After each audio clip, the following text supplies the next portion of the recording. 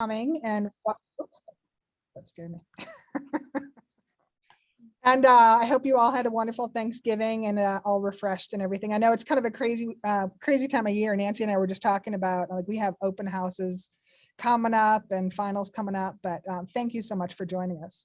So what we're going to talk about today are two different labs. One is in Unit 4 and one is in Unit 5. And so the way, let me just talk about the structure of how I have this organized. Let's see. So a little agenda, just kind of introduce, I've probably met some of you already as my guest, but in case I have not, I'll just go over who I am. And then how I kind of go through these is I just want to go over what went on prior to that particular lesson. So for example, for the email harvesting lab, what topics were covered, just a really brief summary of what led up to that particular lab. And then we'll go through a demo of that particular lab as well. And then we're also going to do, I just actually did the public key encryption lab in my class today, so which was handy. So I'm going to do that as well with that particular Unit 5. We'll go through the couple of lessons prior to that and then do a demo of that lab. If there are any questions you have along the way, please do not hesitate to ask. If I don't know the answer or Nancy doesn't know the answer, I will find it out for you. But please, I want to make this as interactive as possible for sure. Okay. So let's get going. So who am I? My name is Beth Cerrone. So I'm in Longmont, Colorado. That's my long title. Somebody asked me what my title was. I'm like, I'm a teacher. that's all I do. I'm like, you're like, no, you have this title. I'm like, okay, I'm just a teacher. I'm still just a teacher, not just a teacher, but I'm a teacher. I work at a building called the Innovation Center, and it's a really, really cool space. And it's we're actually a program, not a school, and we service all of the high schools in my district. We have 9 different high schools that we service. So the kids come to us, and we have all these different pathways. Everything is all project-based, hands-on, real life. I'm developing a cybersecurity pathway. So this is only my 2nd year at this particular school. I have an intro to cyber class. I just added ethical hacking. And also I'm going to add a Linux class next year, as well as forensics. And then I'm going to have like a certification. I haven't figured out whether I'm going to do Security Plus or which one I'm going to do. So I've kind of developed this pathway, and I also have a project team, a cybersecurity project team. The kids actually get paid and they get to work on. We have a lot of different partners like Cisco and Peak Resources and Comcast that they get to work on projects for a lot of these companies, which is really cool. So, but we have a million other different pathways in the building. If you ever come to Colorado, I'd love to take you on a tour, come visit me. But I'm really lucky. It's like, to me, I always think of it as teacher nirvana. It's just a really cool space. Teach Cyber. So Teach Cyber, I've been teaching for 2 years in my classroom, and I love it. It's super comprehensive. I don't know, are you all piloting it this semester? Is everybody, I'm assuming everybody's piloting it. And so I just really, when I first started teaching cybersecurity, I guess it's my 3rd or 4th year now, 4th year, there wasn't a lot out there. And then I had a team of teachers from our district that we kind of stayed a week ahead of the class, essentially. And I'm a math teacher by trade. So we were learning. And so I'm found it really lucky to have all these different, Teach Cyber come into my lab. And I've been really enjoying it. So I piloted it last year, and so I've been using it ever since as well. So it's been really fun. So that's kind of me. I'm on year 25 of teaching, which is insane. But like when I first started, I'm like, oh, I'll get to year 10 maybe. And now 25 years later, here I am. So, okay. So this is the email tracking lab. So we're going to talk a little bit about Unit 4, the lessons that lead up to Lesson 7 and what's covered, just a brief summary. So you can kind of see like the evolution of the thinking and where this lies. I actually used this particular lab the first time this year in my ethical hacking class. So it's also, it can be placed in a multitude of different areas. I used it for my reconnaissance part of the kill chain. So it was a really good lab for that kind of thing as well. So it can be in many different places, but it's placed really well in this Unit 4 as well. So this is kind of, and I won't read through all this, but this is kind of like a summary of what led up to it. So essentially in Unit 4, it's all about protecting data, and also starting to think about hacking and thinking like an adversary. So the first lesson, that's what we look at, like PII, how your information can be leaked, things like that. So that's how this unit is introduced. Then they look at, we look at the McCumber cube. And so we look at those 3 different dimensions. The first one is looking at CIA. And CIA is introduced in earlier units, but you'll see that in all the different units. It's such a huge concept, obviously. And that's what is focused on in lesson 2. Lesson 3 takes that second dimension of the McCumber cube and looks at how all the different states of the data. When it's at rest, when it's processing, and in transit. We're going to focus on the in transit part as it goes across the network for this lesson. Lesson 4 talks about the different controls, policies that are in place, things like HIPAA, things like that for privacy, to help protect the data in each of the states. And then it goes into some software and hardware. Lesson 5 is if you haven't done lesson 5, there's a lot of really cool labs in there. Have we done any of those labs? The SQL injection or any of those? Did we do any of those sessions? There's like buffer overflow, SQL injection in that one. There's a lot of good ones in that one. Yes, we did. We did buffer overflow and backdoors last month. Oh, okay. There's a lot of I really like a lot of those, the lesson 5 labs. There's a lot of good ones in that. It's just really cool for the kids to be able to see how that attack, how it's created, I guess, and how you use the exploit. Well, like in the SQL one, DVWA, that I feel like that's a really cool site to see what's going on. And then really leading to a good discussion of how to protect against it. And then lesson 6 talks more about hardware vulnerabilities and how to protect against it. And then it comes to ours. So lesson 7, so we're talking about specifically how to protect data in transit over the network. So it's a discussion of network vulnerabilities on the OSI model. And this particular lab focuses on the weaknesses of the email protocols on the application layer. So that's kind of the goal, is to show how easy you can find information from a simple email. And also, there's also discussion as you go as to, well, how can we protect this and things like that. You can get IP addresses, you can get so much information from the header. So that's kind of what the first lab is about. There's a wonderful PowerPoint. Nancy, did you change this one in October, right? Did you just change this one? So that we had one previously, the lab that was there before, that had the third component of it did not work for me. So I like the way it was just recently updated and altered, and it's really it all works well, and I think it's really super interesting as well. So there's a great PowerPoint as well. I'm just going to kind of go through a little bit of this. So how do I introduce all these labs in my class? First of all, I do go through all the PowerPoints. And what I usually do is I do a demo as we go through the PowerPoint. So I kind of go through slide by slide, and I go through it and we talk about what we find. And then I have them go do it on their own as well. And then do their own screenshots and things like that. I find with a lot of labs, and it depends on the lab, I guess, but in general, I have a class, my intro to cyber class. I have very, very different levels. So I have kids that have really, really base level knowledge, and then I have kids that could work in industry. So I kind of go to the middle of the class, and so I found it much more helpful for us to go through it together and talk through it together. I don't know, do you do that, Nancy? Did you do that with your class as well? Or did you have them just gonna go run with it? Nope, I agree with you. I prefer to kind of walk them through some of that. I don't get that worried about summatively assessing things. I'd rather walk around and see that kids really understand the concepts. So that was my approach. Okay, me too.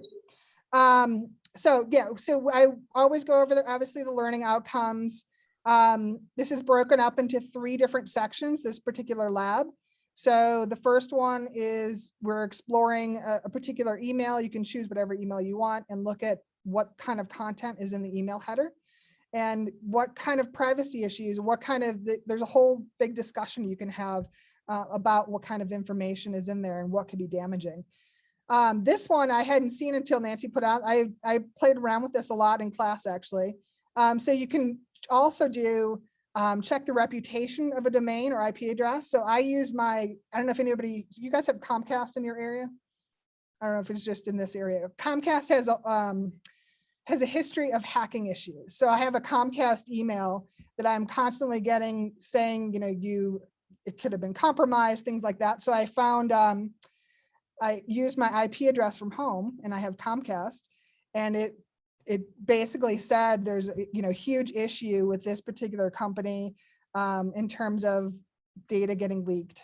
So that was kind of interesting to look at. So if you have a particular email and you're not sure about, you can use this site to then look up that IP address or domain and see if there's any issues, whether you should be worried about the content of that email. So I thought that was really interesting. We'll go through that. And then lastly is talking about email harvesting. So there's a great little, this is these two are not in the cyber range, and the third one is in the cyber range. So we go through a little lab showing how we can access a lot of email addresses just by web page scraping, which is interesting.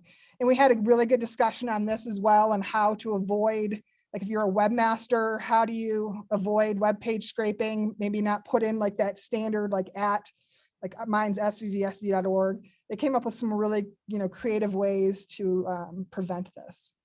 So that's kind of the goal of the lab. So, and I don't go talk that much in detail with the kids, but I just kind of go over the overall outcomes. And then we start talking about, what is an email header? Most kids do not know there is such a thing.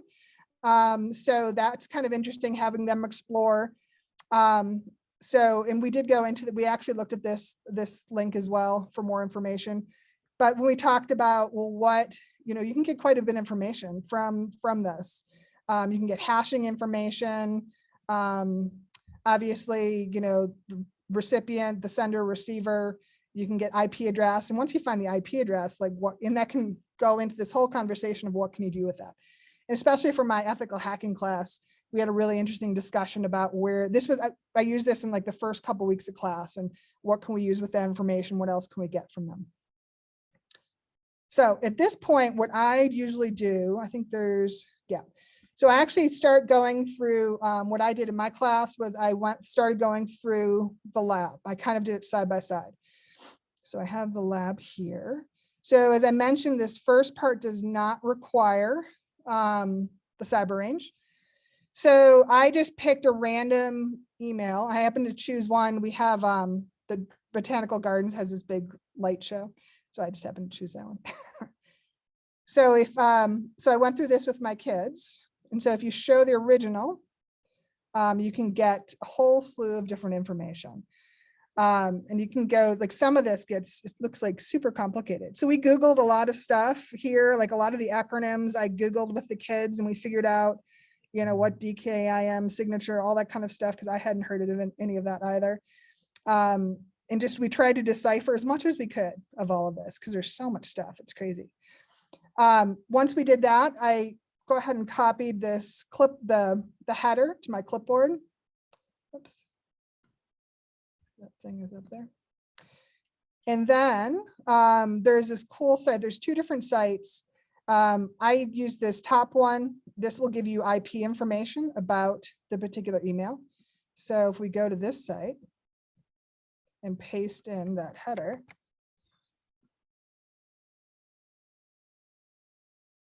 get a lot of pop-ups. And then you also get information. So it looks like this one looks like there's a bunch of different hops here in their network. But you can see the IP address it came from. It came from the Denver Botanical Gardens. You can find out what they're on CenturyLink or Quest, when it was sent. You can find out the exact location here. This is in downtown Denver. So you can get quite a bit of information just on that one header, which is pretty cool. So that's the first part of it. This one gives you similar kind of information. I don't believe this one gives you IP address information though. So the second part is the one where it gives you like the reputation of it. Let's use that same actually email. Oops, did I close it? I did. Let me go back to that. Let's see how good of a reputation their IP address has.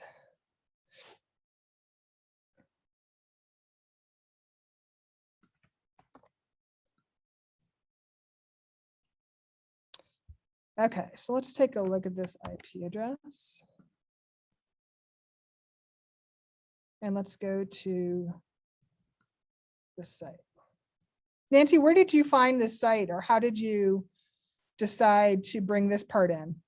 Yeah, so I was just doing some research on email headers, and I came across this, and I thought, oh, this is interesting, because I love how, you get a worldview, because a lot of the bad emails are coming from Europe, right, all over the world. So,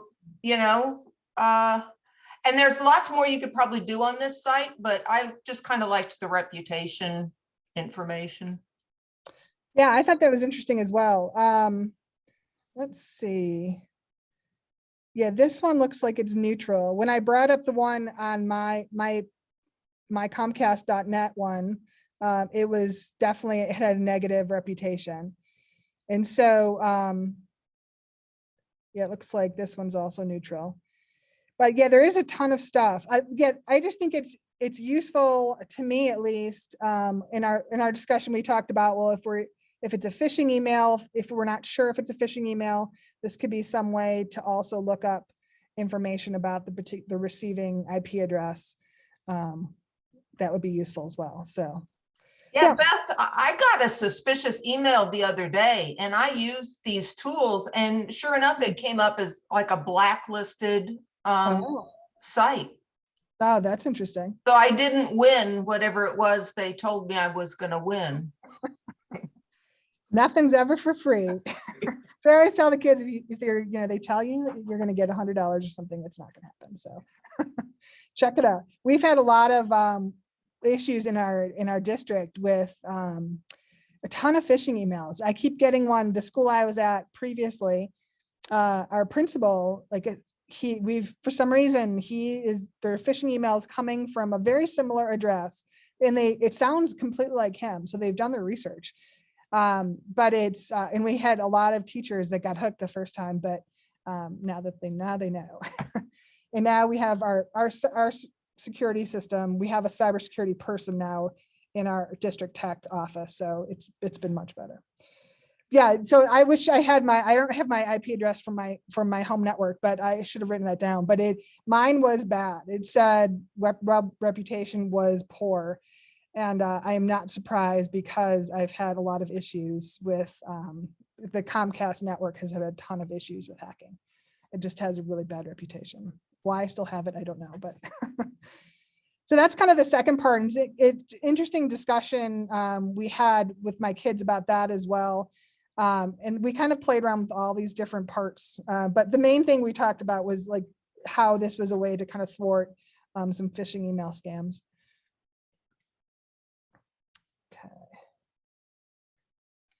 Beth, and someone recently reminded me that email attacks are still like the #1 source of attacks.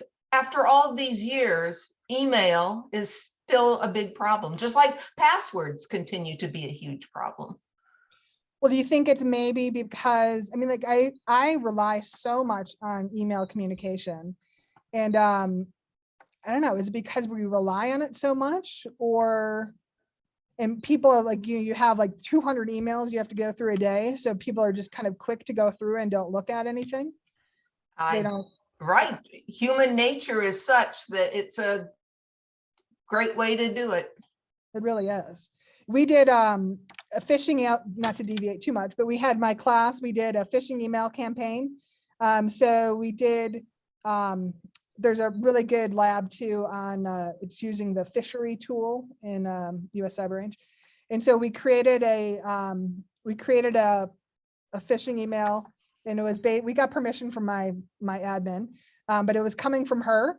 And so they had to research her and, you know, what, like they even some of them emailed her to see what kind of her language and how she responded and her signature. And so we sent it out to the whole school and see how many bites we would get. And we got quite a few for a really technical building. We got quite a few.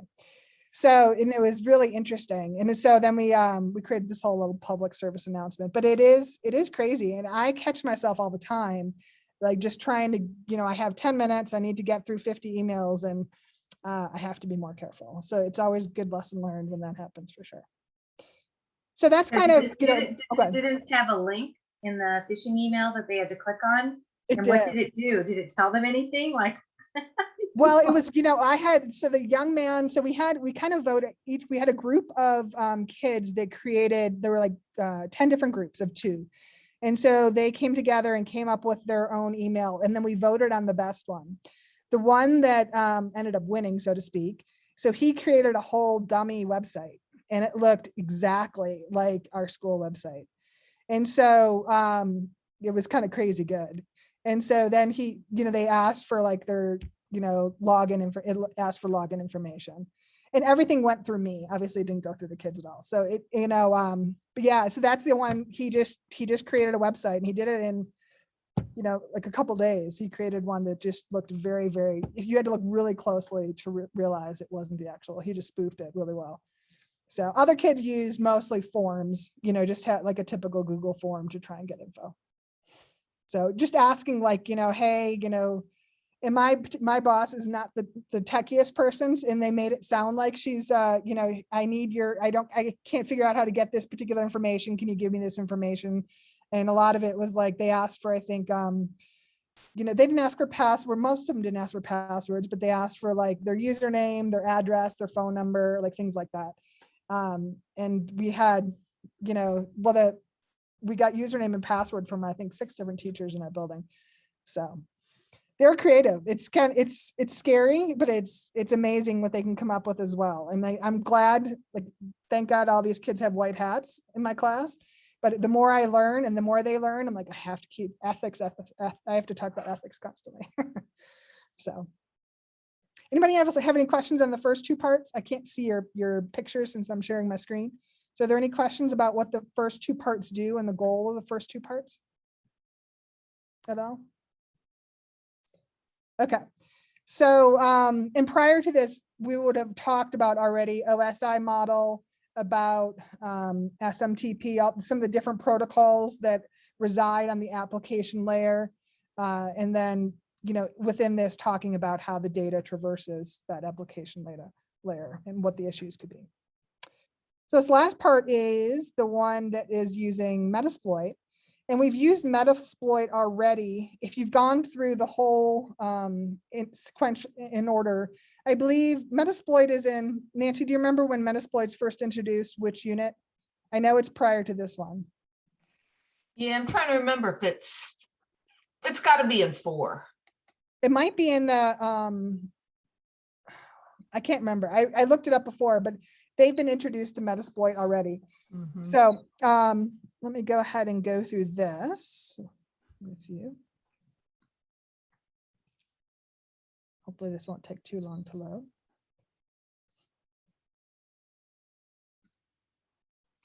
So prior to this, like I would have gone over already about, like we've done Linux lessons and gone over what it means to be root. And they've also seen this MSF console as well.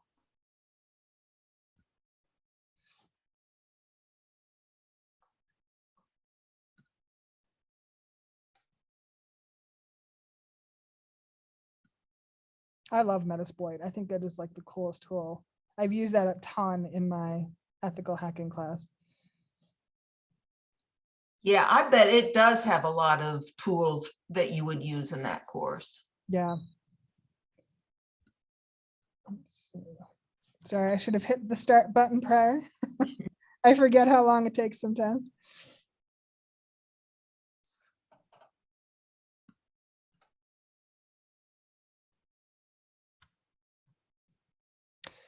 Yeah, my hope is every state eventually gets a cyber range. In Colorado, we have 3 groups that are creating their own. I don't know why they don't do it all together, but like Regis College, the state of Colorado, and there's some other group as well. So to make it free, kind of like Virginia did for Virginia Cyber Range, that would be awesome if everybody had. My district, that's the only way my district tech people will let me do ethical hacking is by having a cyber range. I mean, I don't know if they would trust me as much if I had to do it on my own, but maybe I'll have to go to that session and figure out how to do it on my own. Okay, so here we are in terminal. We're in the basics, cyber basics. And so let's go ahead and become root. Sorry, that little thing is blocking my. Okay, and then we are going to open up the Metasploit console. And so this is something I have talked to them already about in prior labs, but if you hadn't, I would probably go through some detail about what this is and a little history about it as well. Okay, so that MSF5 shows me I'm in the console. So on this, I'm looking for this email collector exploit.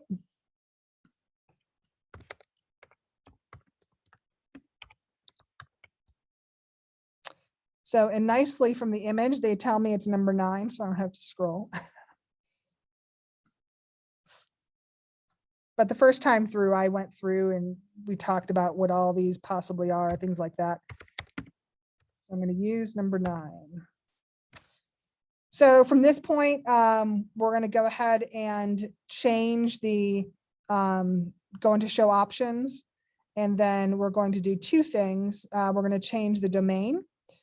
So this is used for, so for example, let's say my target is St. Vrain Valley School District, so svvsd.org. I'm trying to gather as many emails as I can from that to figure out who my target's going to be, for example. I can use this particular tool to do that. You can also use it for things like marketing and things like that. I think it's illegal. I'm pretty sure it's illegal to do that. But I'm sure companies do that as well. Because how, I don't know. Do you guys know if it is it completely illegal if for companies or marketing, to try and get email addresses, harvest them that way for their own, for selling or for like giving to other companies? Yeah, I've done some Google searching on it, and it kind of always sounds like it's a gray area. Okay. But yes, there is the Can Spam Act. Okay. But it's not clear to me that it's completely illegal. I don't know. I feel like a lot of companies do it. So do I have a friend that works in that industry, and I know that goes on, but so it could be used for that kind of thing as well, obviously. So what we want to do here is, so we have just the 3 search engines it's going to search. So if we do show options here, it will tell me I'm going to set the domain for this particular search, and I'm going to set the file, the out file, where I want to store this data that I get. So if I set the domain, and I don't believe it's case sensitive. So if I want to do, instead of using the one that's in the actual lab, if I look for that's our domain for my school. And let's say I want to set the out file, you can call it whatever you want. I'll just call it emails.txt. And then if I set options again, I can show myself, oops, or show options, sorry. So now I can see that I set both of those parameters, and then I can go ahead and exploit.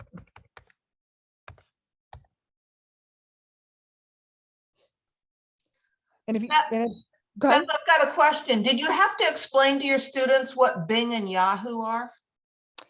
They knew Yahoo. They did not know Bing. They had no idea what Bing was. Okay. But a lot of their parents still have Yahoo email addresses. Okay. So, which kind of surprised me, but it's, Yeah, but they did know that one. And I feel like there's commercials still on Yahoo, isn't there? I feel like I see some things on Yahoo sometimes. So it asks it to do, what it does is it will give you duplicates, but it says for you to run it several times. So it's going to scan. Each time it might find some new ones, and they're appended to the end of the text file. And then they can cat and take a look at the file itself. And you can see all the files in there, or the email addresses. This is my boss right here. Let's see if they found me. They did not. So it's really interesting way, and there are a bunch of duplicates in here, but to find out quite a bit of information about a particular target, whether it be a company, individual, etc. So any questions about that, about using email harvesting as well? So basically that's what this all goes through here. And then go on.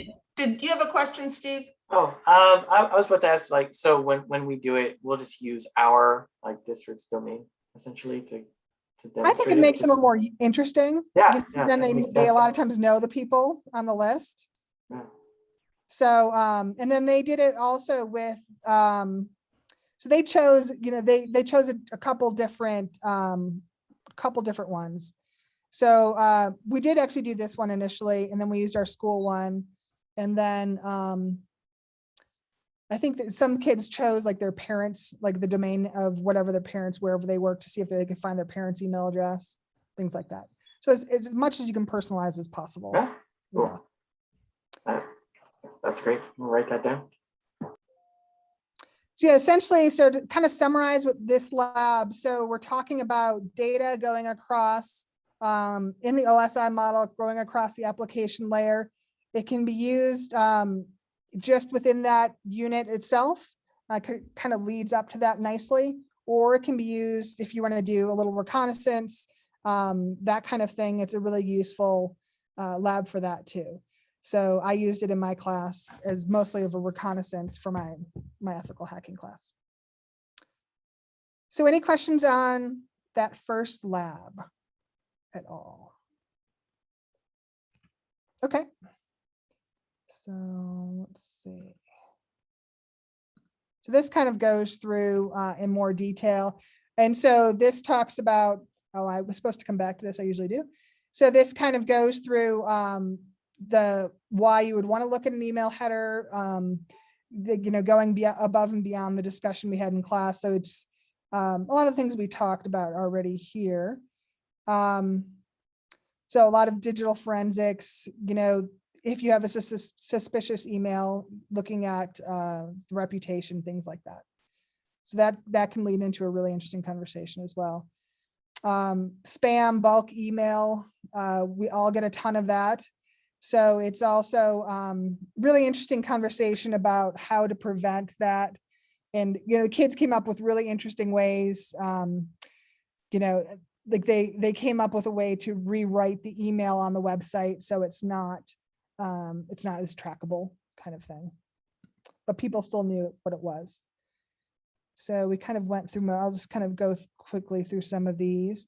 This is kind of interesting about how, they use, like in phishing emails in particular, they use different symbols to represent different characters.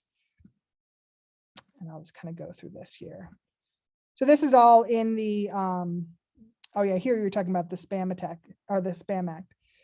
Oh, let's see. Oh, okay. So it may be against the terms of use on some websites, but okay. So yeah, it's not completely clear yet. Interesting. So and here, I won't go through all of this here. This is what we just all did. So I included all, I think Nancy's going to share this as well. I embedded the PowerPoints in that you have in Teach Cyber here. So we won't go through all that, but generally what I do is go side by side as I go through the PowerPoint with the kids. Sorry, I included a lot of slides here. Okay.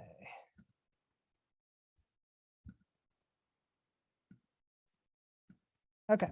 Oh, this is a great conversation to have. This is how I ended in my ethical hacking class. We ended up having a really good discussion about the harvesting of emails, and we talked a lot we spent about a whole class period talking about the ethics behind all of it. Okay, so that is the first one. The second one, as I mentioned, I just did in class actually with one of my classes. And so this is in Unit 5. And so in Unit 5, we get into encryption. We talk about, in the beginning, the first lesson, actually I'll come to here. We talk about I see. Okay, so lesson 1, we talk about who controls the data, so that can be seen, that is available to see publicly for everybody on the internet, that kind of thing. What happens if the wrong people are in control and that data gets breached? And then, so that's kind of a more big policy kind of lesson that leads you into then the encryption part of, this is how we can protect this data. Then we start with symmetric encryption and talk about a lot of the old school ciphers. I always add myself in, I add a little part into this one that talks a lot about the history of going way back to Caesar cipher, Pigpen. I have like this little, and I can share it with you as well. I add a little, it's like a clue game one. They have it online. It's like interactive crypto, but I'll put the link on there. And the kids really love it because it's basically, you're given, it's like clue game. You have all these kind of old school symmetric encryption methods, a lot of substitution ciphers. They have to solve them. And then when they decrypt them, they can help eliminate some of the possibilities like the murderer or the room, like in Clue. And by the end, they can figure out who the murderer is in what room, that kind of thing. It's really fun. And so that's lesson 2 starts with that. And I just add in my own part. Add in my own little clue game. And then it talks a lot about, obviously currently with our internet, what are some issues? Obviously we have data crossing the internet now. What are the issues with symmetric? That's kind of what lesson 2 discusses. And then that leads us into our lesson 3, which is where this lab is housed. And so we talk about asymmetric encryption. So we talk about hashing algorithms, different types of hashes. And there's a really cool, I really like this. There's a worksheet and then prior to this lab, and I like how one leads into the other. So there's a worksheet on Rsa algorithm. And I always talk, I'm a math teacher, so I always like talking about the math in cryptography as well. So we do, they do that here as well. So we talk about modular arithmetic, and they do a very simplified version of the Rsa algorithm. And then on a worksheet, you create your own public and private key, and then you share a message with somebody, encrypting it with their public key, and then they can decrypt it. So that's all done on a worksheet. So that's the first part of this lesson 3 is on paper, looking at the math behind the Rsa algorithm.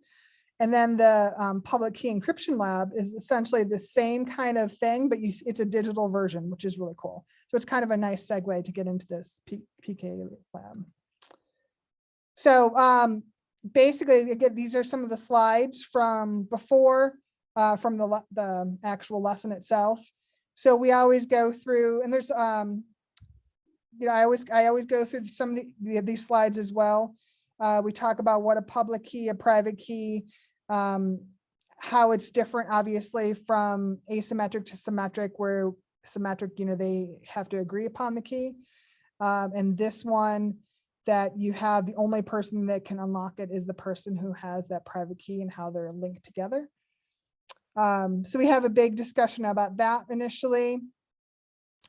And so then we talk about even like when you buy something, how you can access public keys from, businesses like Amazon, things like that. And so basically what this presentation goes through is just goes through a scenario of, I want to send a message to so-and-so. Obviously, Alice, Bob, and Eve are always in the picture. And so how would I, if I'm Alice and I want to send it to Bob, have a conversation about how we would actually encrypt the message and how Bob would decrypt it. So that's what kind of these slides talk about and what this goes through as well. And then we'll get to the lab. So you can certainly look through those, but it's a really good description of how asymmetric encryption works. And the kids get that pretty well. Okay. And oh yeah, and we'll come back to that. So let's go ahead and look at the second one here. So in this one, we're using this Linux tool called GPG, which will create a key pair and also the certificate that goes with it as well. So we're using the same environment.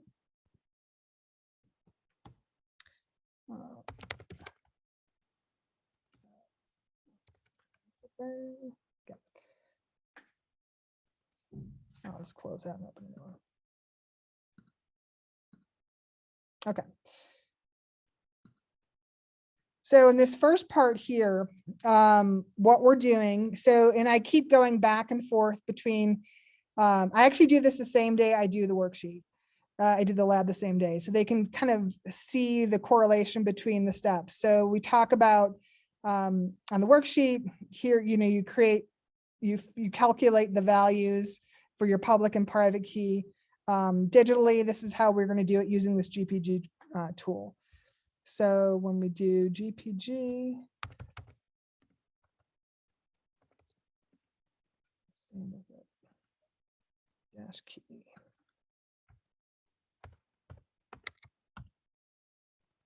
Okay, so now we have to have, and as it comes back and describes, it needs to have a name and an email, so it's identifiable with that particular name and email. And so I always have my kids use the real name and email.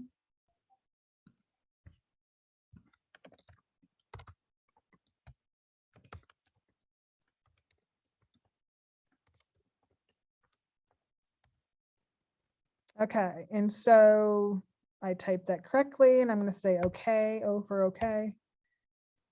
And you can either choose to create a passphrase to protect the key or not. I'm going to do so. It doesn't seem to have any requirements for that in terms of like number of characters or uppercase, lowercase. Okay, so now you can see it has created, we can see it's RSA, it's created my public key, and it's been signed as well. So essentially synced with my email and my name as well. So that's the authentication piece, like that we're talking about right here. So in this, and then we kind of got into discussion about how we actually know it's coming from, like if I'm actually using Bob's public key, and how do they know it's coming from me, etc., is part of this digital certificate part. Okay, so we created the passphrase. You can see it's been signed, and that showed up on mine as well. So on this, what I did was I generally don't do this first step. I have them create their own because I think that's kind of fun. So I have them use, we actually use Nano, but we can certainly use LeafPad as well. So we can create a little message. So the nice thing about this, doing this after the RSA, is essentially this lab is broken up into 3 parts. The first part is you're creating the public and private key. In the RSA worksheet, you're doing it mathematically, and then here you're doing it digitally. The second part is you are creating a message and you're sending it to yourself. So you're encrypting it using your public key, and then you're decrypting it using your private key to show how they're synced together. You're doing that both by hand and digitally. And then the third part, and we'll come back and actually do that. And then the third part is you're doing this with somebody else. So you actually will share your public key with somebody. They will encrypt it using the message using your public key, send that to you, and then you decrypt it using your private key. So the nice thing is there's 3 major steps for each lab for the worksheet in the lab, and they go side by side. So which is kind of fun. Okay, so let's go ahead and create a little file. Sorry, I think you did blocking me. I'll just use LeafPad. Let's call it message.txt. And we can just say, hello, happy Monday. And then save it and exit out. Kids always forget to exit out and they can't figure out why they don't get their cursor back, but then you have to exit out of that to get your prompt back. So then we're going to encrypt. So this again, this step 2 is we're encrypting it with our own public key just to show, and then we're going to decrypt it using our own private key. So that's what this will do. This is going to encrypt it. The email address will show it's the email address that's associated with my public key. And what am I trying to encrypt? The name of the file. So let's go ahead and do that.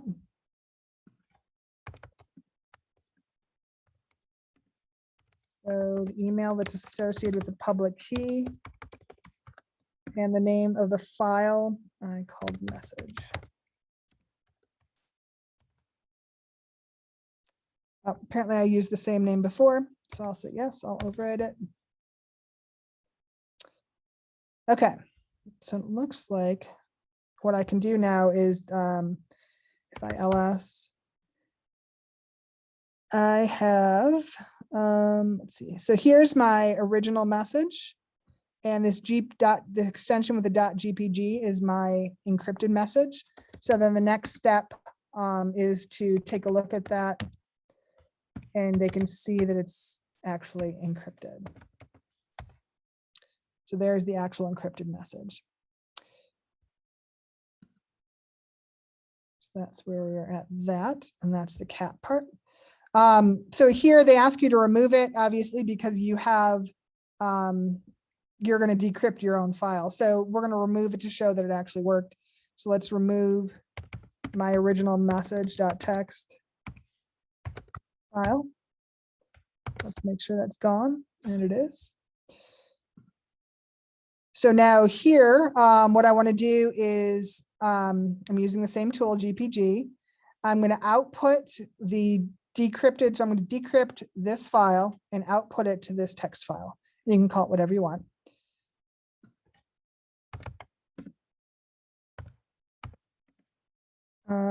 Let's see, I'll call it something else that I haven't already. So decrypt _ message. And then I want to decrypt, that flag is for decrypt, and I want to decrypt message.text.gpg. Let me make sure I did that right. That looks okay. And then it asked me for my passphrase. So now I should have, I have that message,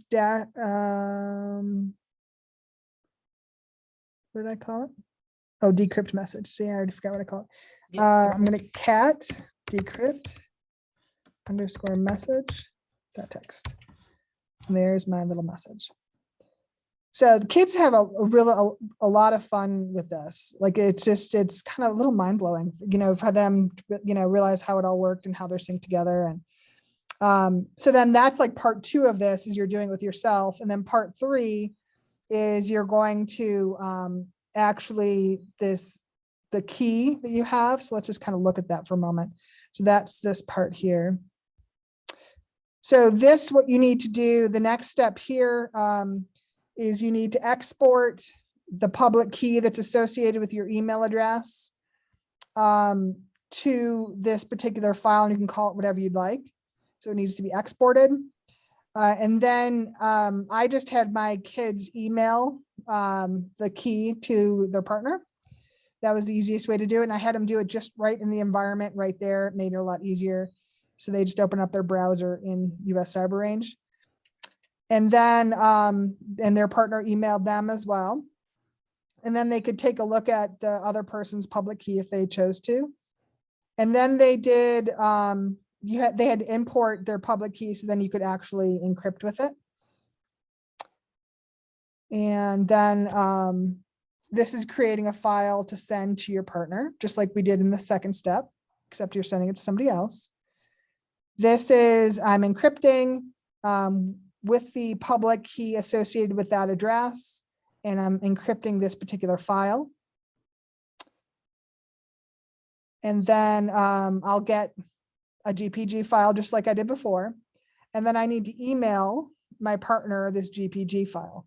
So I'm going to email them twice. I'm going to email them with my public key, and then I'm going to email them with my message that's encrypted with their public key. And that kids get kind of confused with that sometimes. So like I went really slow. Like I actually did it with another student in my class because even though conceptually I felt like they understood when we went through, you encrypt with their public key, and then you send them that encrypted message. You cannot decrypt it. They're the only ones that can decrypt it. And like this made it really clear when they got it working. They really understood it, I felt like. And I went through all these steps with another student so they could see it, me go through this process as well. And then when you get when you receive your partner's message that's encrypted, you can decrypt it, and which is pretty cool. So yeah, this was I really like this particular lab. I think it's really fun. And it's a really nice way to show how it all works together, the public and private key. I agree with you, Beth. I really like this lab too. And I like that RSA worksheet because, so what do you mean the two keys are connected? Well, that worksheet is how you get to see mathematically how it works. I also think it's really important that they encrypt and decrypt their own message first, without all the moving parts of having to export keys and share them, because that is tricky, that last part. It is. I agree. I like it a lot too. And I think it proves that to them that it actually works. And so then they can go above and beyond and then share it with somebody else and show it works with somebody else as well. So, and the more practice with that, the better. Like, I agree. Just a quick question. Sure. We just got done with this as well. And I haven't really taught this course for the whole year yet, but I wanted to maybe add on programming some of this, like writing Python programs or something to do the encryption, decryption. Have any of you done that, or do you have time for that? Or because we're part of the computer science department, and it would just be nice to add some programming and scripting and things in there. I don't know. That's actually an extension, I believe, on the RSA worksheet. Is it? So yeah, so I actually had some I kids. just wondered if anyone had done it. Yeah, okay. Yeah, I had a kid. I know I had one of my students that he finished super quickly. He's like one of my rock star kids and he's big into programming. So anything he can make simpler, he'll create a program for. So even before he got to the extension, he's like, I'm just going to make a program to calculate all the stuff. So yes, and it's not too hard to do. Okay. So I think that's really fun. When I do it again next semester, I think I'm going to have, I teach a Python and cybersecurity class. I might have my Python and cyber class do it as well, create a program for it. And then they can share that with my intro to cyber class. Would be fun. Deb, have your students already taken Python programming, or you would be teaching the Python programming and the programming aspect? Are you asking me? Yeah. Well, we do like a small 1 trimester condensed CSP class, and they have a short intro to Python basics in there, and Scratch, and then Python. And then we offer fundamentals of programming, which is kind of like getting into a little bit, has Python in there. So most students, by the time they take my class, will have had an introduction to Python. So Yeah, Okay. really, Yeah, they they would could, not take this class the first year at the school. They would, need to get the required CSP class done first. oh, I see. Yeah, I think you don't have to have, because all the mathematical computation, as long as they understand modulus and they know how to, create, create variables with expressions. All of that, I think, can be done pretty simply in Python. You could probably even teach them that in a day too, with beginners. So yeah, it's one of those things I will definitely do in my class. I just had kids that just did it on their own, but I'm going to do it as a requirement next time because I think that would be fun to do as well as an add-on. Does anybody else, I hope this was useful. Does anybody else have any questions or about either of the labs or how I use it or anything else?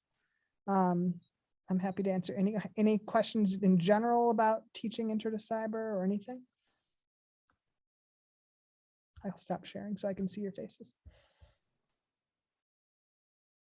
Yeah, and anyone who teaches computer science principles, understanding public key encryption is essential knowledge in that course. That's true. That is true. So, no questions for me? Nice to see you, Mark. What's the temperature? Oh, 25 maybe. Yeah, 23 this afternoon, evening. Oh gosh, where are you located? Vermont. Oh, I lived outside of Boston for a while in Norton. Now here, like I don't think I can go back to East Coast, Midwest. I'm from Chicago, Cleveland, Virginia, Boston, and here. But here it's like today was like 78 or something like that. It was Wow. beautiful. I know. Whoa, it was warmer in Colorado than down here. And you're My daughter lives up in Estes Park, so I Oh. know where Longmont is. I didn't have to look it up because I Oh. drove through there the last time I visited her. oh Yeah. nice.